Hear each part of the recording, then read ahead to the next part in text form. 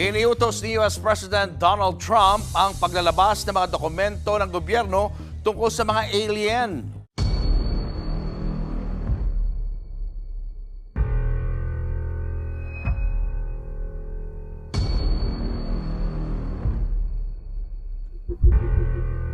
Sa mga isyu na kinakaharap ngayon ng gobyerno ng Mexico, kung saan dalawang katawan ng di umano'y mga aliens ang ipinakita sa mismong Congress hearing sa bansang ito, mapapaisip ka na lang talaga kung ano nga ba ang katotohanan.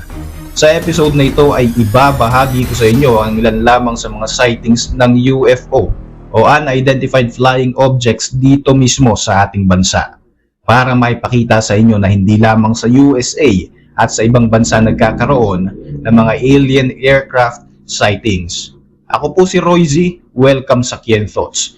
Kung hilig mo ang mga ganitong video, mag-like at mag-subscribe para lagi kang updated sa mga susunod na upload. Sa mga nakalipas na taon, alam mo bang napakaraming mga documented at undocumented cases ng UFO sightings dito sa Pilipinas? Totoong marami tayong mga urban legends o kwentong bayan, subalit ang usapin tungkol sa mga aliens at mga UFO na nakuhanan pa ng larawan at mga video. Teka, literal na out of this world ang usapan na ito. Kung nanonood kayo ng History Channel, siguradong narinig nyo na ang tinatawag na Project Blue Book. Ito ay isang series base sa mga pag-aaral ng US Air Force tungkol sa mga mysterious sightings ng mga UFO sa iba't ibang lugar dito sa ating mundo. Ilan sa mga naitampok nila rito ay ang mga UFO sightings dito mismo sa Pilipinas. Taong 1949 at 1957, may mga claims na 2 beses na nagkaroon ng UFO sightings sa Clark Air Force Base sa Clark, Pampanga. Ayon sa report, nakita mismo ng mga piloto ang isang round object na flying vessel na sobrang bilis ng lipad, pero sa panahong ito, wala pang mga aircraft ang nadidevelop na may ganitong kakayahan. 2 ang naging konklusyon ng Project Blue Book. Posibleng isa itong contrails o isang ice cloud na nabuo sa pagdaan ng isang aircraft, o kaya naman ay posible rin na ito ay isang military balloon. Mayroon ding mga sightings sa Camp O'Donnell sa Tarlac noong 1957, pero ayon naman sa Project Blue Book, ito ay ang planeta lamang ng Venus.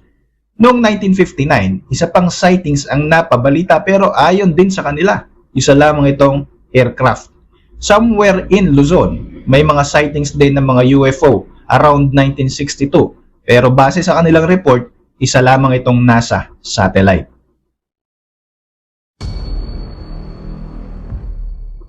Noong September 3, taong 2000, bandang alas 7:30 ng gabi, isang negosyanteng nagngangalang Antonio Israel ang nakawitness sa mga maliliit na kulay pulang bola ng liwanag na tila ba'y sumasayaw sa kalangitan sa bahagi ng Las Piñas. Agad niyang kinuha ang kanyang kamera upang kuhanan ng video ang mga pangyayaring ito. Tumagal nga ng halos 40 minutes ang kabuuan ng video. Ayon sa lalaki, nasa 12 ball of light ang nakita niya ng gabing iyon, at sinabi niyang marami rin siyang mga kapitbahay na nakasaksi rin sa pangyayari at maririnig nga raw ang hiyawan ng mga ito sa video footage.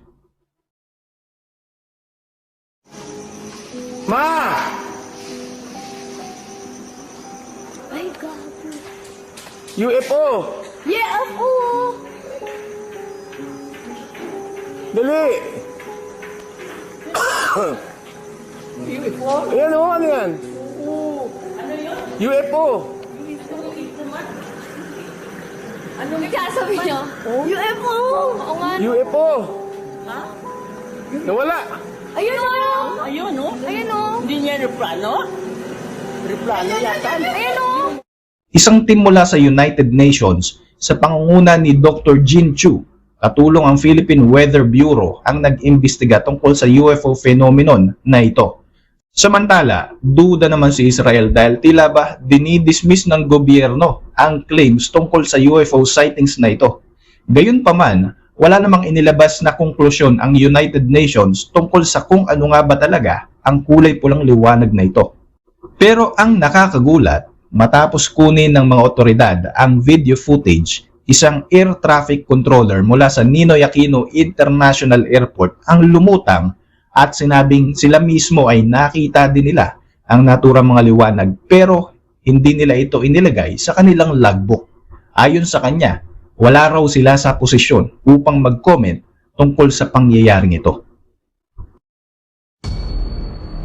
Kung inyong matatandaan, noong April 2015, nag-viral sa internet ang actual video footage ng mga hindi maipaliwanag na liwanag sa Lubao Diversion Road sa Pampanga.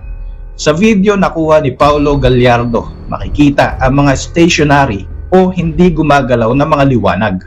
Hindi lamang sila ang nakakita sa naturang liwanag na ito. Marami pang mga larawan at video footage ang lumabas at kumalat sa iba't ibang social media platform na talaga namang ikinabahala ng marami.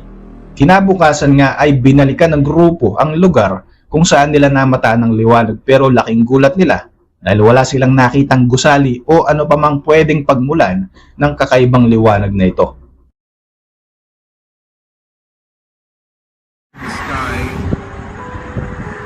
something like fire, and then it forms into something big, and then now it's forming a V shape. So you can see, I'm on the highway. So here are the cars. So there it is again. It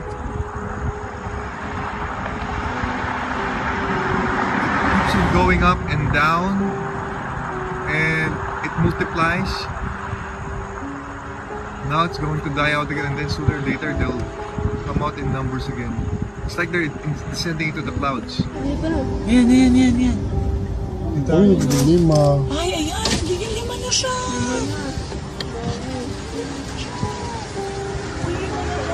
Ay, ang dami. Ay, joke. Picture.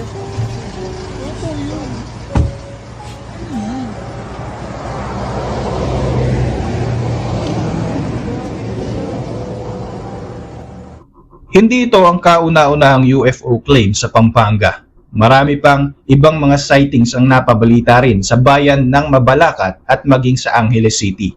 Ayon naman sa inisyal na ulat mula sa Pag-asa, base sa interview, sinabi nila na hindi ito eroplano, hindi ito drone o kaya naman ano pa mang aircraft dahil hindi nga gumagalaw ang mga liwanag na ito. Sa isang opisyal naman na website ng Philippine Astronomical Society, sinabi nito na hindi UFO kundi mga drones ang namataang lumilipad sa lalawigan ng Pampanga.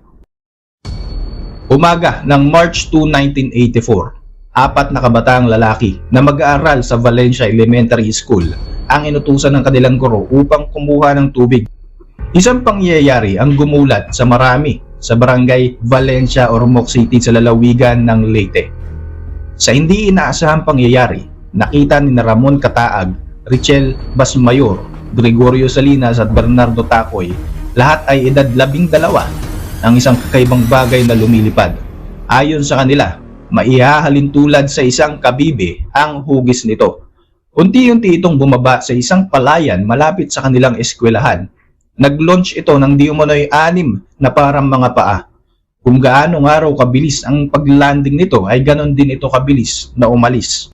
Agad nilang tinawag ang kanilang guro na sina Jerry Fuentes at Nards Melendres. Mismong ang mga teacher na ito ay naka-witness sa iniwang markings ng naturang kakaibang sasakyan. Kaagad namang pumutok ang balita tungkol sa UFO sightings sa Ormoc City. Wala pang isang linggo nang maganap ang sightings na ito, may panibagong sightings na naman sa pareho ding lugar, hindi kalayuan sa unang pangyayari. Sa pagkakataong ito, maliliit na mga hugis kabibi na tila ba mga spaceship ang namataan ng maraming residente. Papasikat na ang araw nang mamataan nila ang UFO na ito kaya naman makikita na nila ang mga bagay na lumilipad. Sa hindi inaasahang pangyayari, isa sa mga lumilipad na bagay ang biglang bumagsak. Ayon sa kwento ng mga nakakita sa pangyayari na ito, tila pinipilit ng kakaibang sasakyan na ito na muling lumipad pero hirap na hirap ito. Sa attempt nga daw nito na muling lumipad ay parang hinihigop nito ang mga dayami. Dito na nga sila tumawag ng kapulisan upang i-report ang pangyayari. Hindi na naabutan ng mga pulis ang nasabing sasakyan pero nakuha na nila ng larawan ang di umano'y pinaglandingan nito. Isang patunay na hindi lamang gawa-gawa ang kwento tungkol sa sighting ng UFO sa Ormoc City. Misteryong may tuturing para sa mga residente ng Pulo Pandan, Negros Occidental ang mga kakaibang bilog na liwanag sa kalangitan noong 2019. Hinala ng maraming nakasaksi, ang liwanag na ito ay mga UFO.